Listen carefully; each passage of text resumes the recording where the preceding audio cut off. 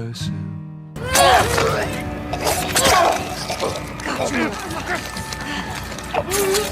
Everything I have found here, I'm not found by myself. Try and sometimes you'll succeed to make this man of me. Fucking Christ! All my stolen missing parts, I've no need for anymore.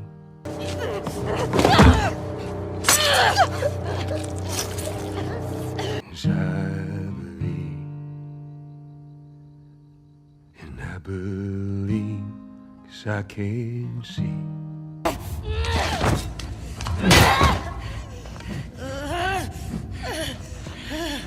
Our future days.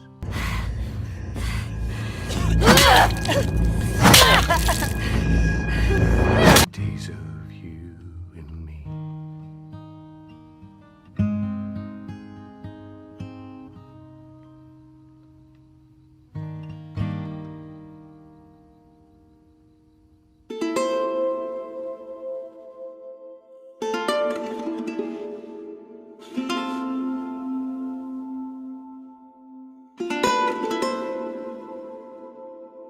Last month I played The Last of Us 2 for the first time. I waited over a year for one of my most anticipated games of all time to even boot it up. If we were discussing any other game, this would have been surpassingly out of place. Given that we're speaking about The Last of Us 2, unless you've been living under a rock for, well, the past year or so, you probably understand where this is coming from. Let's get this out of the way now. I'm going to spoil anything and everything from The Last of Us 2 in this video, especially the ending. I know it's been out for over a year now, but hey, I waited this long to play it. Maybe you did too. The game got spoiled for me before it was even out, and even though I have issues with this game, I really wish it hadn't been. If the game hasn't been spoiled for you, stop here, go play the game, then come back for this discussion. The Last of Us Part 1 is one of my favorite games of all time. Joel Miller is on my wall. If I were the type of person to get a tattoo of fictional characters, my flesh would bear Joel's image. If I were the type of person to name my children after fictional characters, I would name my second son after Joel. Or, alternatively, maybe Kratos. Yes, I am that guy. I streamed my entire Last of Us 2 playthrough, and each stream had Joel stand in the title. Because, let's face it, I'm that. I'm not gonna get super creepy about this, but suffice to say, I felt like I understood Joel very well when I played The Last of Us. I'm not going to tell you that Joel was a good person that made good decisions. The girl. Is she alive? What girl? I don't know no girl. Fuck! Focus right here, right here. I'll pop your goddamn knee off. The girl. Joel was a monster in many ways, but he was a monster I understood. Where was the operating room? I ain't got time for this. Where? Top floor, the far end.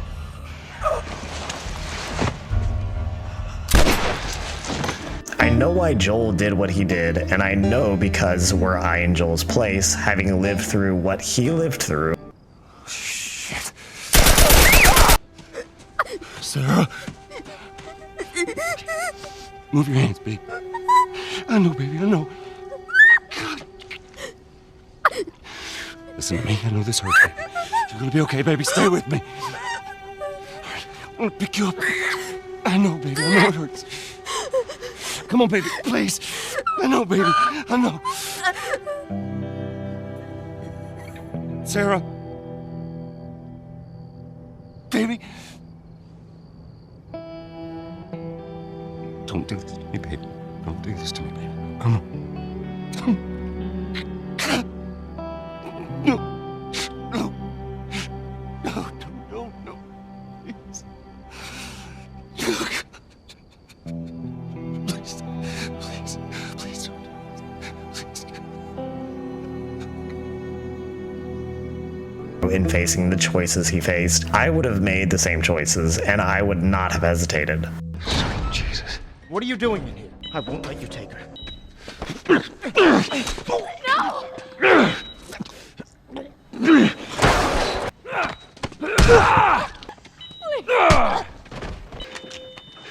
Come on, baby girl. I got you. I got you. Oh, shit.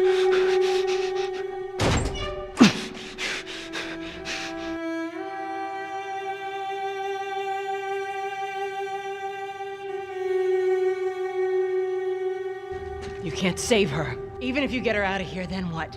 How long before she's torn to pieces by a pack of clickers? That is, if she hasn't been raped and murdered first. It ain't for you to decide.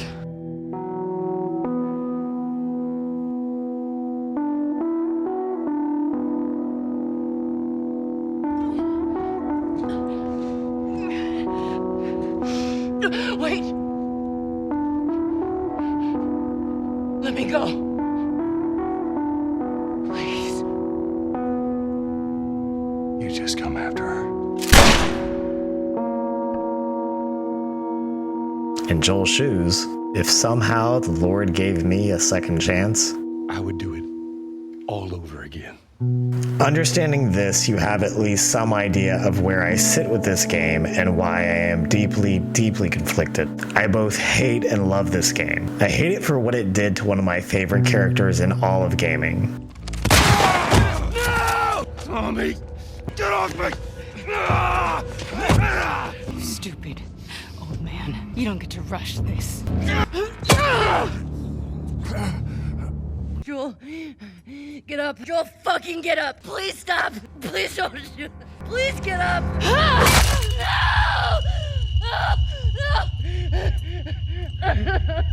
I hate it for some specific decisions it made in the telling of its story and the way it went about it. How long y'all been here? What are y'all doing out this way? You two live nearby? We do. A few hours down the hill. No, God! Y'all should come back with us. Restock before you head out. No, God, please, no! Tommy, No! this is my brother. Joe, No! Y'all act like you heard No! That said, I don't hate the story itself. In fact, I love the core story the game revolves around. I knew before the game was out, hell, even before the spoilers came out, that this game would be a tale of Ellie pursuing justice and vengeance for Joel's death. I knew Joel would die, and the story would revolve around Ellie's quest for revenge and coming to terms with his loss. I remember watching the trailers leading up to the release, and I just had this epiphany. See, the trailers, if you remember, alluded to the game being different. The trailers alluded to, though they did not say outright, the game would be about Ellie being on a quest to avenge Dina, who is strongly implied to have died. Dina, where are you?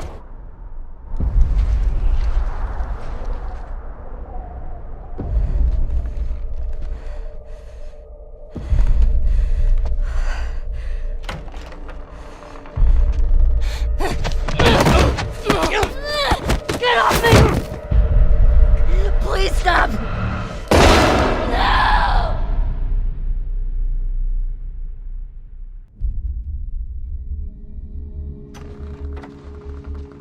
Tommy, I have to finish it. You have no idea what you're walking into. The trailers even went so far as to deceptively show Joel in several scenes that never even made it into the final game. Surely goodness and mercy will follow me all the days of my life, and I will dwell on this earth forevermore. Said I walk beside the still waters and they restore my soul, but I can't walk on the path of the right because I'm wrong. No, I can't walk on the path of the right because I'm wrong.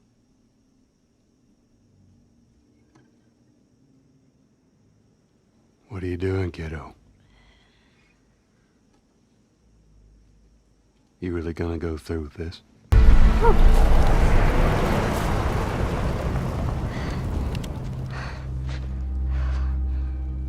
hell are you doing here? You think I'd let you do this on your own? And honestly, that was fine, because once I had the realization that we were being duped so that they could pull the switcheroo and actually kill Joel instead, I was far more invested. See, honestly, they could have killed Dina, and I wouldn't have batted a lash. I would have actually been disappointed in how contrived and just average that story is. Despite the fact it would be about lesbians, the story of a protagonist going off on a quest for vengeance for their lost love has been told so many fucking times that I think I might actually die of boredom the next time I have to sit through it. But a daughter avenging her lost father, the story of a child so bereft and shattered at the loss of their parent that they would move heaven and earth to see justice done to their murderers, that is a story worth telling, and one worth giving my full attention. Had that been the story we got, I would have been on board as fully as any gamer possibly could be. But it wasn't. Well, it was, but not really. No, Naughty Dog had a different spin on this story. It wasn't so simple as Ellie loving Joel as deeply as a daughter could love a father, and so exacting the justice he so rightly deserved. It was that and so much more. And it was the so much more that I wasn't prepared to give a chance for a very long time. Now, after giving that story a chance to play out, I'm even more conflicted. And I'm not ready to do a video about exactly how that conflict has played itself out for me, because I honestly don't know. I very much mean it when I said I loved and also hated this game, and I can't really say which of those sides wins in the end, or whether either of them does. Maybe once the dust settles and I fully come to terms with the continuation of one of my most loved games ever, I just love and hate it equally, and that gets to be my experience with it. A contentious mix of intense and wildly polarized emotions. There would be some irony to that considering how polarized the community is around this game, and even how polarized the game is with itself at times. But that'll be a video for another time, if ever. I imagine if I decide to fully go through that particular video, it'll be a doozy. Instead, we're here to discuss a particular aspect of this game that I have issue with. This issue isn't unique to me. Although I don't hear a lot of creators and gamers discussing this, I've heard enough to know I'm not the only one out here. That issue is the ending. More specifically, the way Naughty Dog set up this amazing moment where they could have turned the reins over to the player and instead decided they just couldn't see their one question through to its conclusion. The Last of Us 2 asks a question, you see. Anyone who has played it knows it. Anyone who has played it and given it a proper chance to tell its story without closing their ears to it anyway. Can we forgive Abby? Can we, the player, open our hearts and minds to the fact that Abby was a person? Sure, she was a flawed person. A shitty one at times even.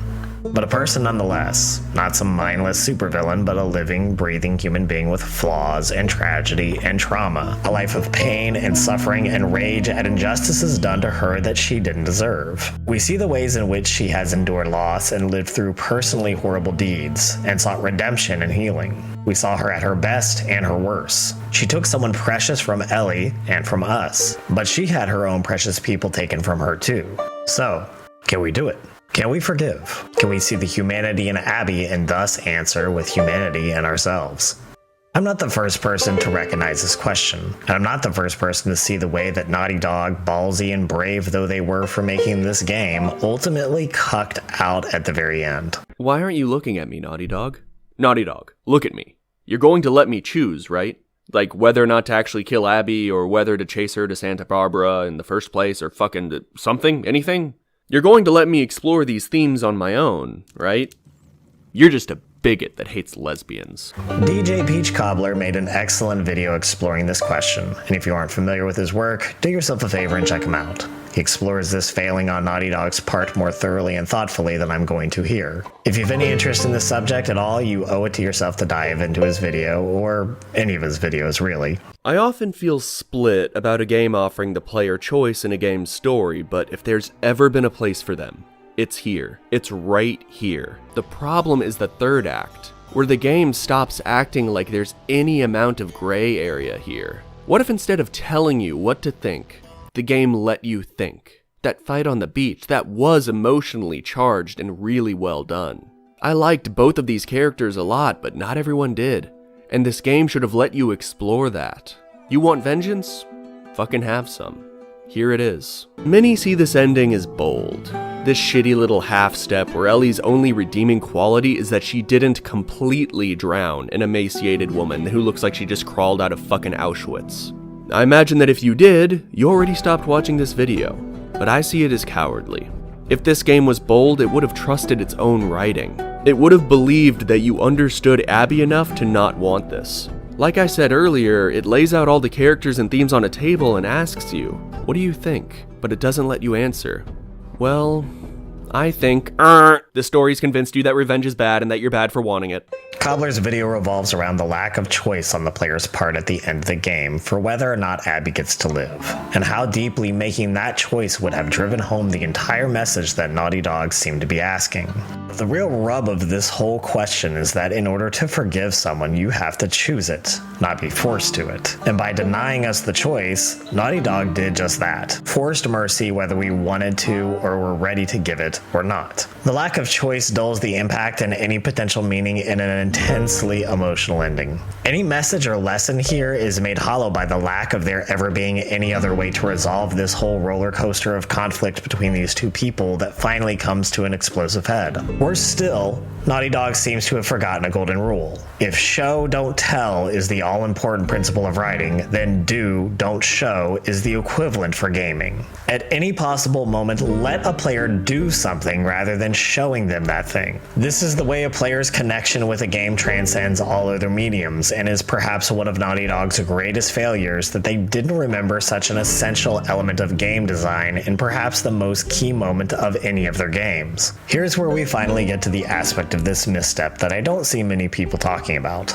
There's an additional layer to this lack of choice that is an even greater missed opportunity. That being how integral this moment of choice was to the narrative itself in a way that directly ties to core themes of the story. See, before Joel's death, Ellie and Joel had a huge rift between them. They hadn't been speaking for quite some time, and Ellie was very angry with Joel after finding out once and for all about the Firefly incident at the hospital where Joel spirited her away. If you lie to me one more time, I'm gone. You will never see me again. But if you tell me the truth, I'll go back to Jackson.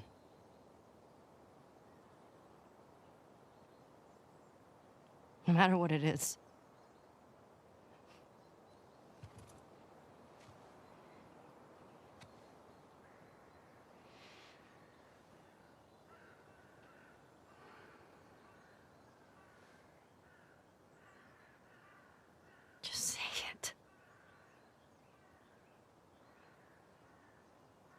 Joel.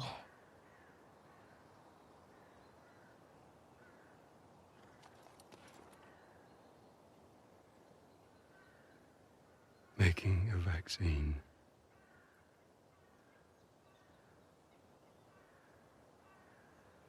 would have killed you.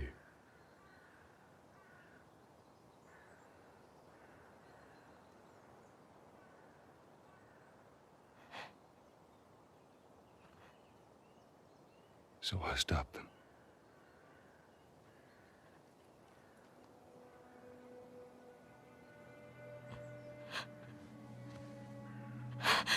Initially, we are led to believe this is all because Joel lied to Ellie, but later Ellie reveals that although wounded by the lie, this wasn't the case. You're such an asshole. I'm not trying to. I was supposed to die in that hospital. My life would have fucking mattered. But you took that from me. For Ellie, it was all about choice. Ellie felt like she never got to choose her own path, didn't truly get a say in how her life proceeded, where she could place meaning, what her life was worth, and whether her true value lay in making a sacrifice for the world around her. Joel, following the only choice he could have lived with, made that choice for her when he saved her and took her from the Fireflies. Having her agency and choices taken away, in this instance and so many others, left the wound between Ellie and Joel. The regret from that great distance that we come to see is the true cause of Ellie's pain tied to Joel's death. How poetic, how appropriate, how cathartic then would have been for not just the player, but for Ellie herself to finally, at the end of all things, be able to decide for herself. How immaculately tied in with the chance to choose Ellie's path to commit to mercy or justice. At last, after all the pain and trauma Ellie endured, she would have her choice, her chance to make her own way, and we, the players, would have been able to embrace that choice with her.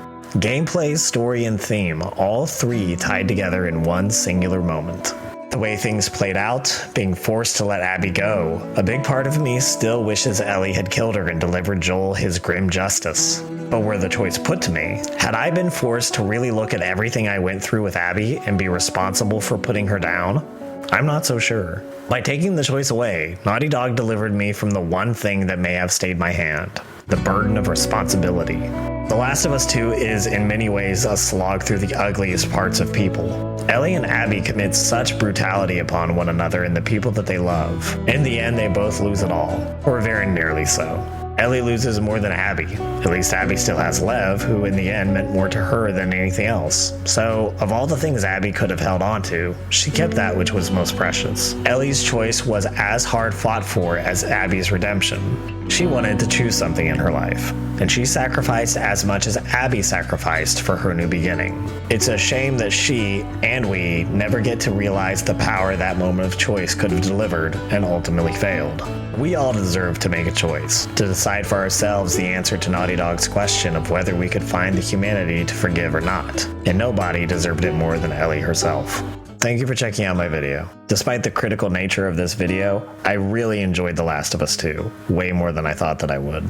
There's a lot of people on both sides of the fence that think that this game is either the second coming of Jesus Christ or a total piece of trash, and those people are both wrong. Despite my many issues, this game was absolutely worth playing, and I really wish I had gotten to experience it completely unspoiled. If you've watched all the way up until here and still haven't played the game, even though I spoiled massive parts of the game, you should still check it out. It's worth a play. If you enjoyed this video, consider subscribing so that you know when I put out more content in the future. Leave a like if you think the video is worth boosting up in the algorithm for other people to see, and comment if you enjoyed and what your thoughts on the game overall are. Thank you to my Patreon members for the support. I've only got one so far, but I appreciate it. Until next time, stay salty, nerds, and walk in glory. Of my life, and I will dwell on this earth forevermore.